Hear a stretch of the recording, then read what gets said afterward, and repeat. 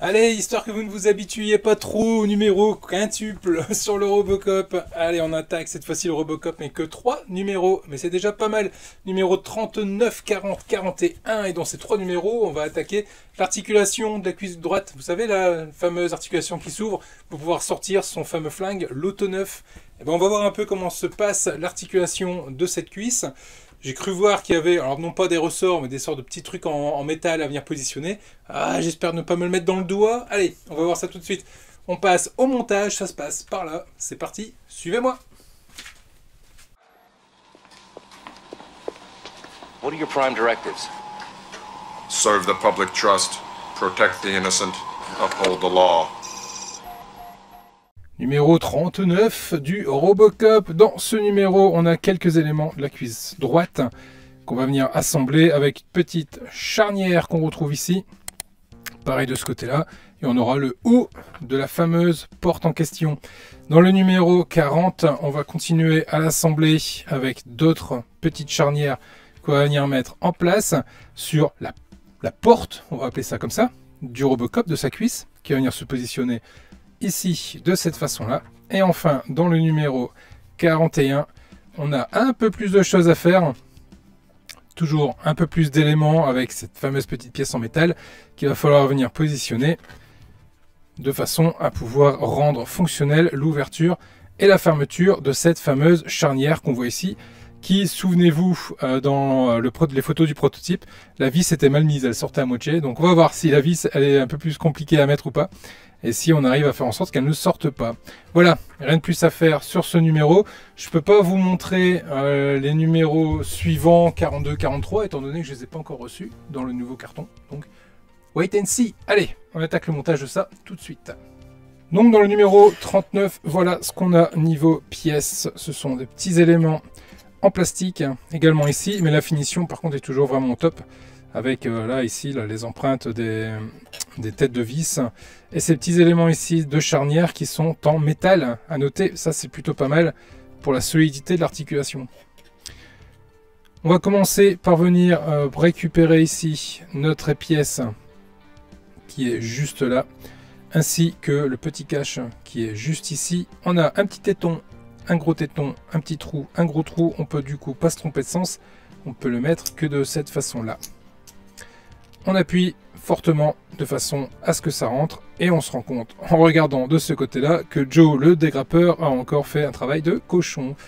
Bref, on va récupérer les deux éléments ici de la charnière, deux éléments en métal. Cet élément-ci va venir se positionner sur le dessus de cet élément là. Et on va venir mettre une vis SM. Vis SM, c'est une très longue vis qu'on a juste ici. Je vais mettre un peu d'huile, étant donné que je vais serrer dans du métal. Ce que je vais faire, c'est que je vais juste l'engager sur le haut.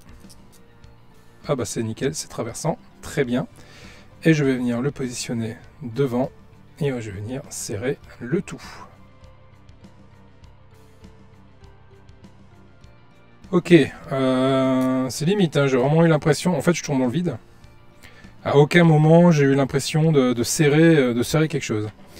Donc ça se comporte presque comme une goupille, bah voilà, c'est bien pour ça que je dis que j'ai l'impression de serrer dans rien, parce que je ne serre effectivement dans rien. Voilà, la vis vient juste le prendre de cette façon-là. Alors ça ne serre pas du tout, et la vis ne tient pas du tout dans sa fente. Ouais, dites-moi du coup en commentaire si vous aussi vous avez ce problème là, si elle tient pas du tout en place. Moi en tout cas elle tient pas. Est-ce que c'est voulu, est-ce que c'est forcé, je n'en sais rien. Toujours est-il qu'elle ne tient pas. Bref. On va continuer comme ça. Je le pose. Je viens récupérer l'élément ici que j'ai monté. Je viens récupérer cet élément là que je viens également de monter. Là, j'ai un téton qui correspond au trou qui est juste là, et le trou du dessous qui correspondra à l'emplacement d'une vis que je viens mettre ici, et c'est une vis AP, pardon. P comme plastique, donc je vais visser dans du plastique, j'y vais doucement. Là par contre, oui, là j'ai vraiment l'impression de visser dans quelque chose. Ok.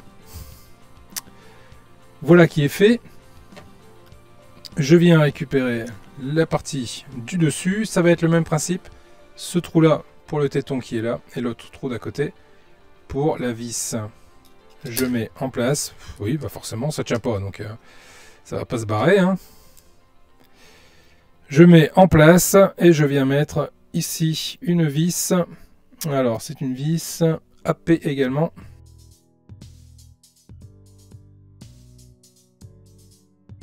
Voilà qui est fait. J'ai envie d'essayer une autre vis SM en fait.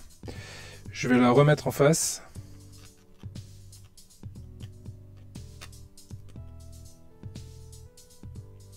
Je prends une autre vis SM. Je vais voir si ça va mieux.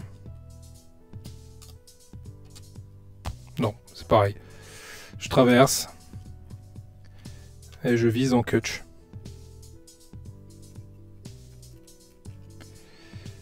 Et je vise dans catch. Je vais essayer une autre vis SM. Il y en a encore une autre. A few moments later. Ah!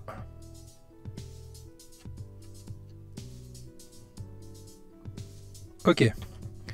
Là par contre, elle a mordu. Là elle a mordu. Donc il faut essayer plusieurs vis SM en espérant qu'on trouve notre bonheur. Mais là celle-ci a mordu, donc là je risque pas de la perdre. Là on est bon. Et voilà qui termine. Hop.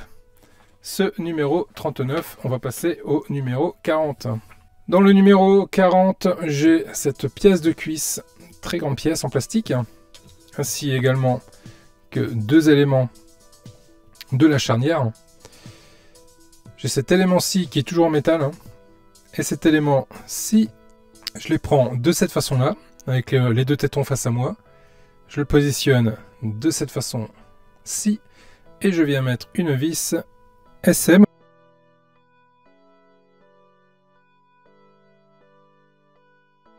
Elle vient accrocher.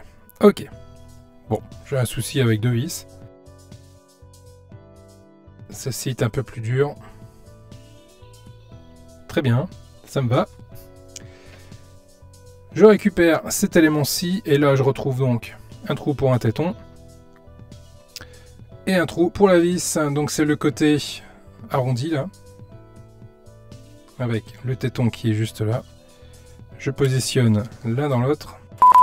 Ah non, c'est pas le côté arrondi. Ok, c'est le côté plat. Il y a le côté plat qui est là, un côté arrondi qui est là. Donc c'est le côté plat que je viens positionner juste ici. Et là, je vais venir positionner une vis BP. Pareil, hein, je serre toujours dans du plastique, donc j'y vais tout doucement.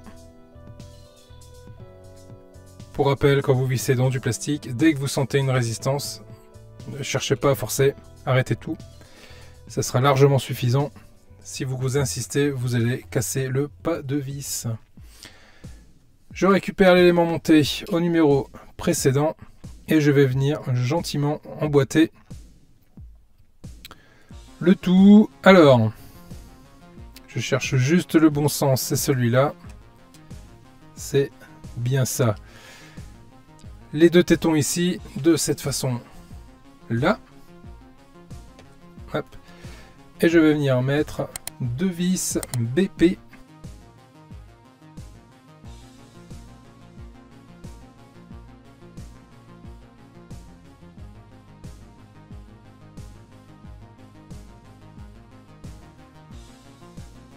Voilà qui est fait.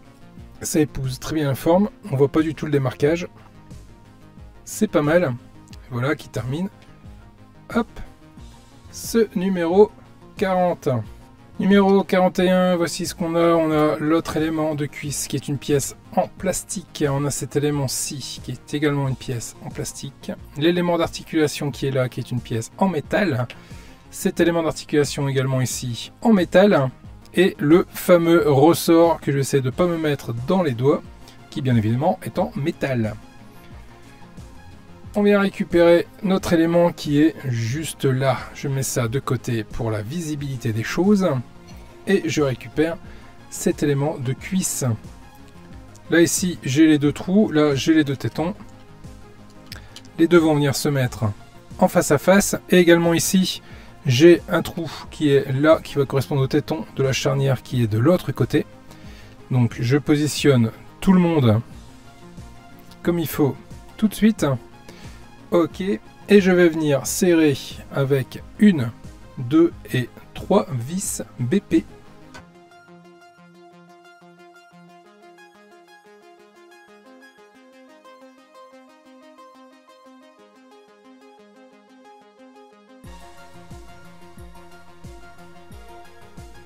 Voilà qui est fait, c'est en place. Ouais, j'allais dire il y a un jour, mais en fait quand ce sera monté complètement, je pense que le jour disparaîtra. C'est pas mal, le rendu est plutôt top. Je récupère maintenant cet élément-ci que je vais venir positionner juste là. Ah ok, ça s'emboîte. D'accord, en fait là j'ai 1, 2, 3 tétons. Là ici j'ai 1, 2, 3 trous. Donc je mets les tétons en face des trous. Et j'appuie bien fort pour emboîter tout ça.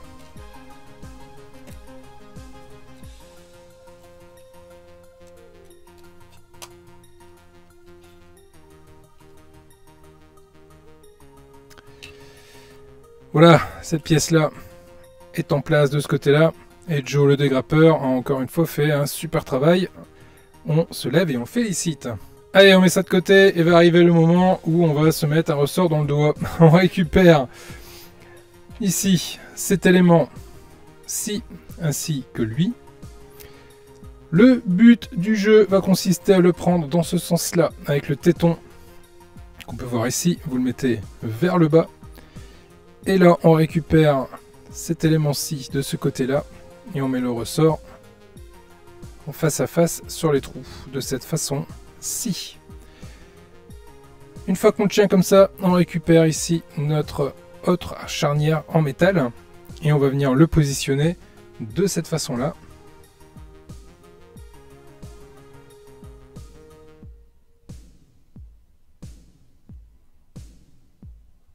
Voilà. Et on va venir positionner une vis TM. Alors une vis TM, c'est une très longue vis qui est là. Je trempe la tête de la vis dans l'huile et je vais la traverser d'un bout à l'autre. Et je vais serrer gentiment. Bien que là c'est dans du métal, donc on peut y aller. Mais bon, l'idée c'est pas non plus d'abîmer la tête de vis.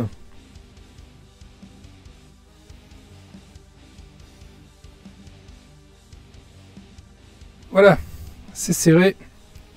Voilà ce que ça donne. Cette pièce, hop, avec le ressort, ça va venir la repousser si elle s'ouvre trop. Je récupère ma cuisse. Et ici, je retrouve les tétons qui permettront de venir le positionner et l'assembler. Ça se met de cette façon-là. Et ça va être serré de chaque côté avec 2 vis BP.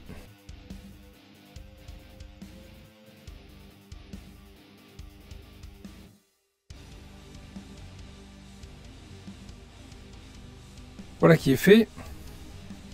Et voilà ce que ça nous donne. Je récupère l'autre élément ici de la cuisse qu'on a monté ensemble. Et je viens prendre l'élément qu'on a juste ici. Là, on retrouve de ce côté-là un gros trou pour ici le téton et un autre trou pour la vis. Donc je positionne le téton dans le trou.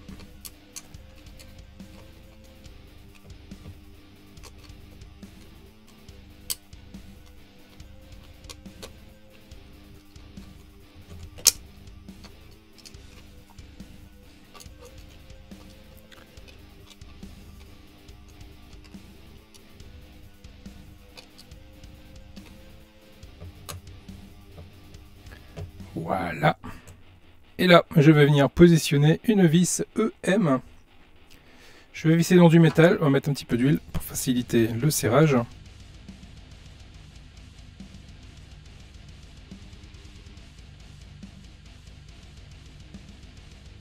Voilà qui est fait pour cette pièce. Donc, théoriquement, il doit y avoir possibilité, voilà, de venir gentiment refermer la cuisse complètement et de procéder voilà, à son ouverture. Je suppose qu'il va y avoir un mécanisme qui fera que l'ouverture se fera. Je recule un petit peu pour que vous puissiez un peu mieux voir. Se fera de façon automatique. Je sais plus s'il se fait de façon automatique ou pas. Mais en gros, ça s'ouvre comme ceci.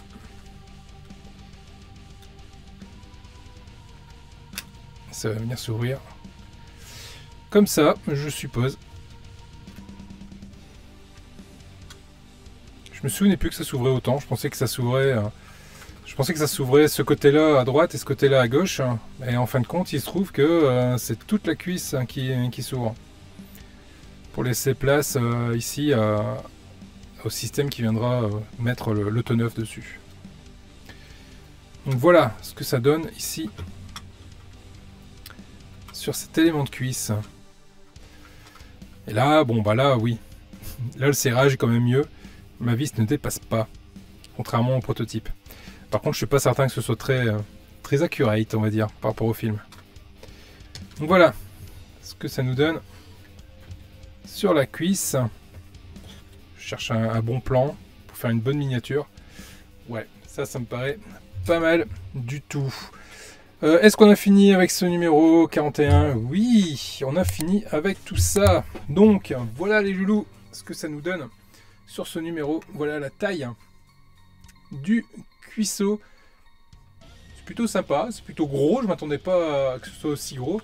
Et l'ouverture se fait comme ça. Mais je me souvenais vraiment plus que c'était toute la moitié de cuisse en fait qui s'ouvrait. Je pensais vraiment que c'était un système de volet qui s'ouvrait comme un clapet, quoi. C'est pas le cas. C'est pas le cas du tout. Bon, bah écoutez,